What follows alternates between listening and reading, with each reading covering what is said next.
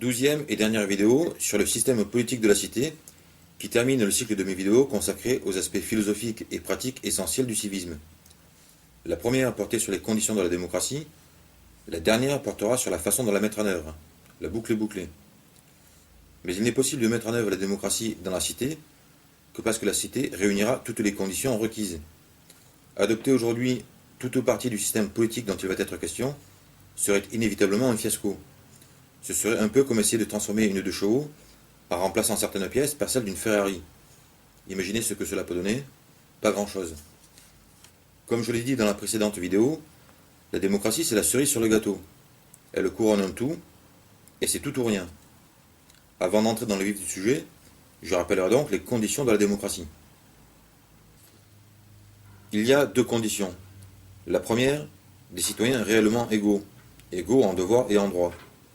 C'est la carte civique qui, en conférant à tous les citoyens le droit d'accéder librement au marché, du fait même qu'ils soient citoyens, garantira entre eux l'égalité en droits, qui justifiera à son tour leur égalité en devoirs, même si ce devrait être le contraire.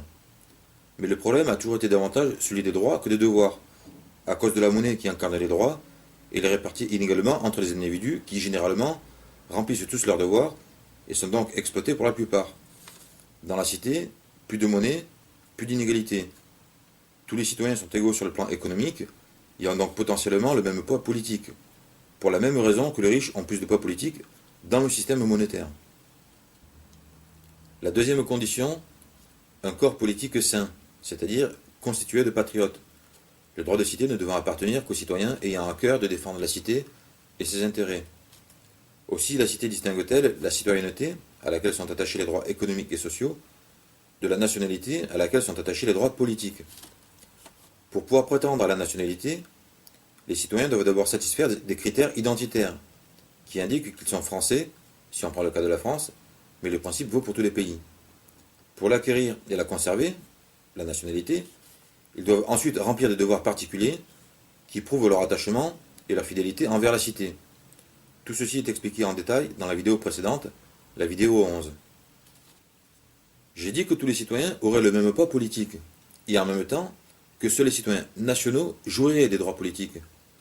Mais il n'y a pas de contradiction. Les citoyens ordinaires ne jouissent pas des droits politiques parce qu'ils ont dédaigné la nationalité et refusé en connaissance de cause de remplir les devoirs qui la confèrent. Il n'y a aucune injustice, aucune inégalité. Ils se sont exclus eux-mêmes du corps politique dont ils ne tenaient qu'à eux de faire partie. C'est leur choix, leur liberté, ils doivent en assumer les conséquences. Ils ont suscité la défiance, ils sont condamnés au silence. Du reste, la citoyenneté seule est plus que suffisante. Elle dépasse déjà nos rêves les plus fous, elle offre tout ce que les combats politiques passés ont en vain essayé d'obtenir. Ainsi, la cité est un système dans lequel il n'y a pas de monnaie, pas de riches, pas de pauvres, dans lequel tous les citoyens qui constituent la cité au sens large sont égaux en droits économiques et sociaux, mais dans lequel seuls les citoyens nationaux, qui sont assurément patriotes, jouissent du droit de cité et constituent la nation, le corps politique, le peuple souverain. Je peux, maintenant que les bases sont posées, présenter le système politique proprement dit. De même qu'un corps a besoin d'une tête, le corps social a besoin d'un chef.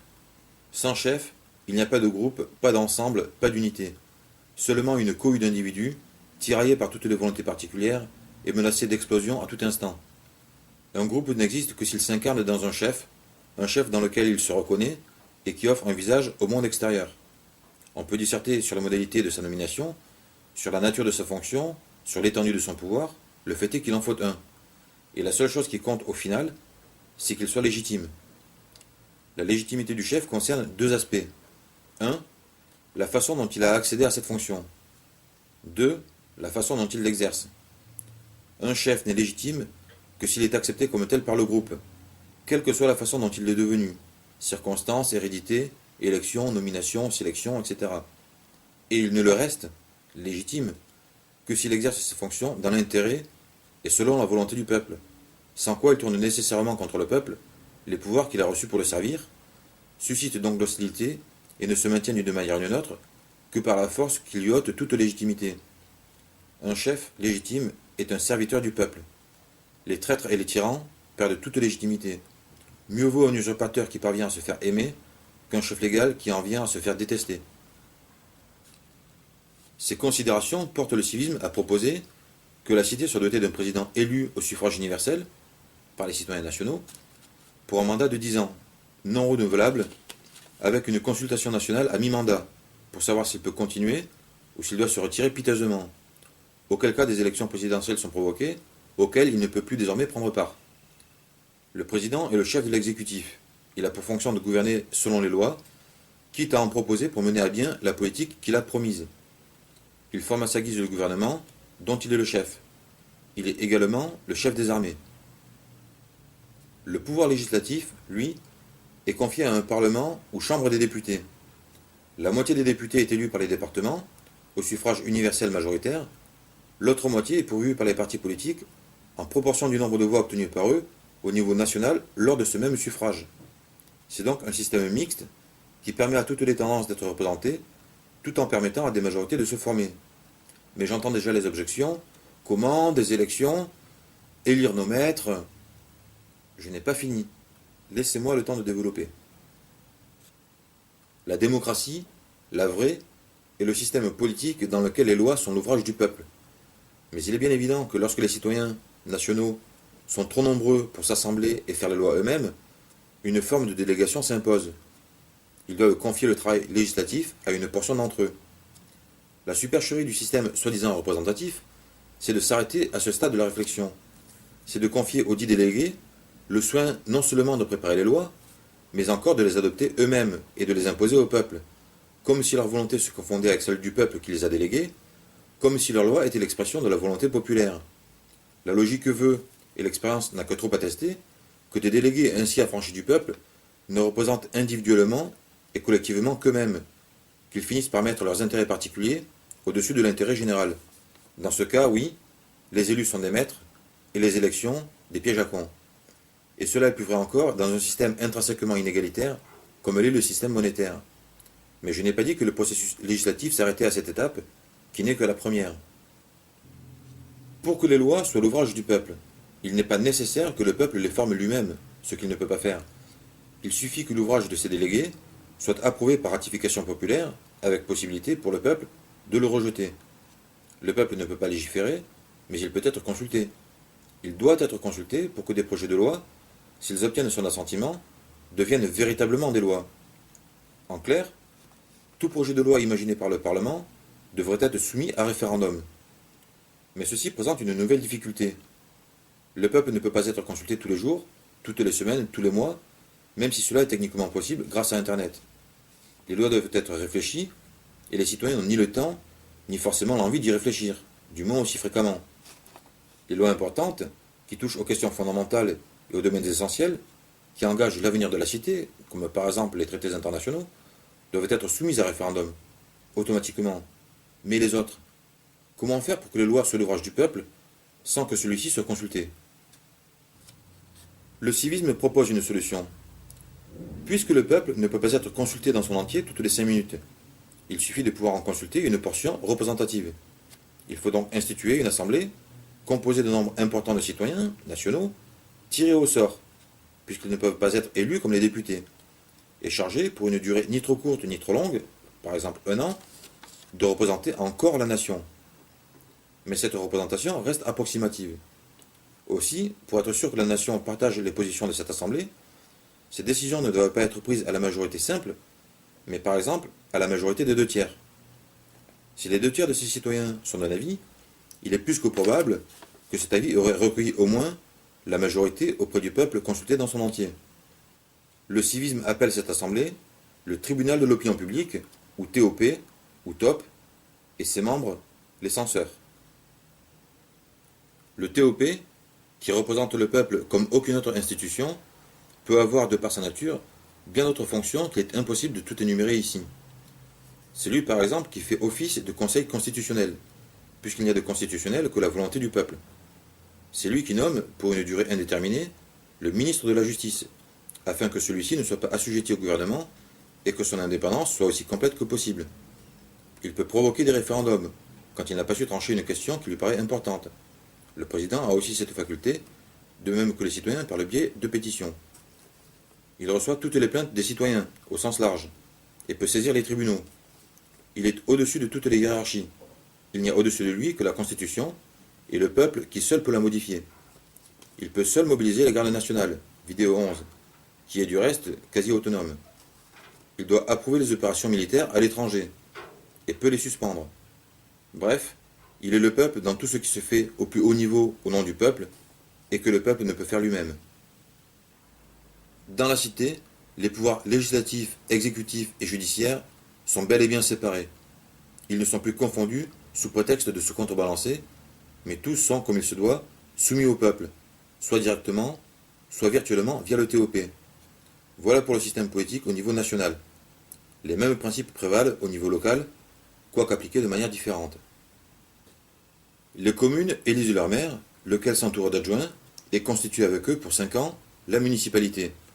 Les électeurs, eux, constituent autant de municipes qu'il y a de bureaux de vote dans la commune.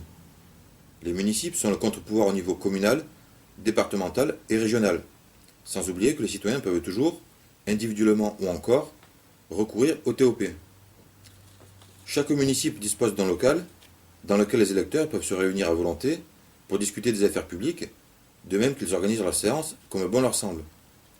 Les municipes ne peuvent pas s'opposer directement à la municipalité, car les votes internes, à la majorité, ne sont pas nécessairement représentatifs. Mais ils peuvent, en ralliant un certain nombre de municipes à leur idée, provoquer des référendums pour s'opposer à des projets municipaux. Ils peuvent de la même manière, mais à condition de rallier un nombre plus important de municipes au niveau du département ou de la région, s'opposer à des projets départementaux ou régionaux. Les départements sont gérés par l'Assemblée des maires et les régions par des maires délégués par chaque département. La cité dégraisse le mammouth. Voilà dans les grandes lignes le système politique de la cité. Il est, me semble-t-il, aussi démocratique qu'un système politique peut l'être, sans tomber dans la démagogie. Il obéit à un principe, ce qui se fait au nom du peuple ne peut se faire sans le peuple. Mais il ne faut pas que sous ce prétexte, tout soit bloqué et que rien ne se fasse. Le peuple doit être souverain et sur le papier et dans la pratique. Il doit avoir assez de pouvoir légal pour imposer sa voix, s'opposer aux abus et déjouer les trahisons, mais pas suffisamment pour pouvoir abuser de sa propre puissance et étouffer les institutions quand elles remplissent leurs fonctions. C'est cela le véritable équilibre. Pour conclure cette série de vidéos, j'attire votre attention sur 2 points. Le premier, c'est que ces vidéos sont évidemment moins complètes, moins profondes que mes livres.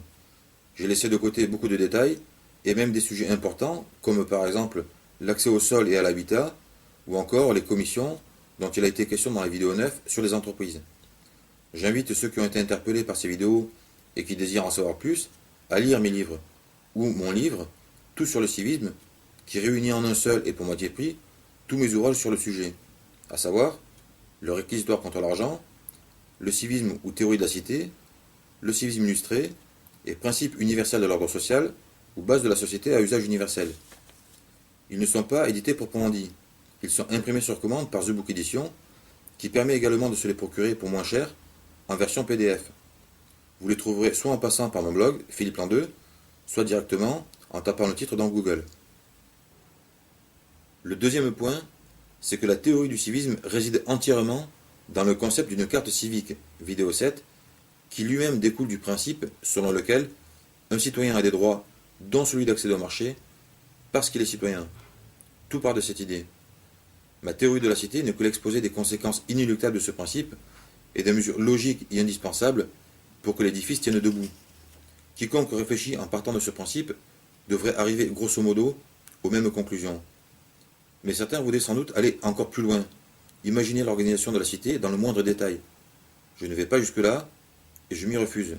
C'est à la fois impossible, inutile et ridicule. Impossible parce que nous n'avons pas toutes les données, inutile parce que nous pouvons imaginer tout ce que nous voulons, les citoyens feront en leur temps ce qu'ils voudront, ridicule parce que c'est précisément impossible et inutile. Une théorie aussi tatillonne passerait d'ailleurs pour le fruit d'un esprit tyrannique, rien de mieux donc pour la discréditer. En fait, pareille exigence a pour but de trouver, ou plutôt d'invoquer de soi-disant failles pour justifier de renoncer à tout et rester dans le système monétaire, pour être lâche devant l'inconnu en se voit la face à ses propres yeux. C'est le prétexte de ceux qui au fond se disent « périssent les principes plutôt que l'argent ». Je dis, moi, périsse l'argent plutôt qu'un principe. Le message est délivré, tout est écrit, tout est dit, tout est accompli. L'argent est un tyran, l'égalité ou la mort, vive la révolution!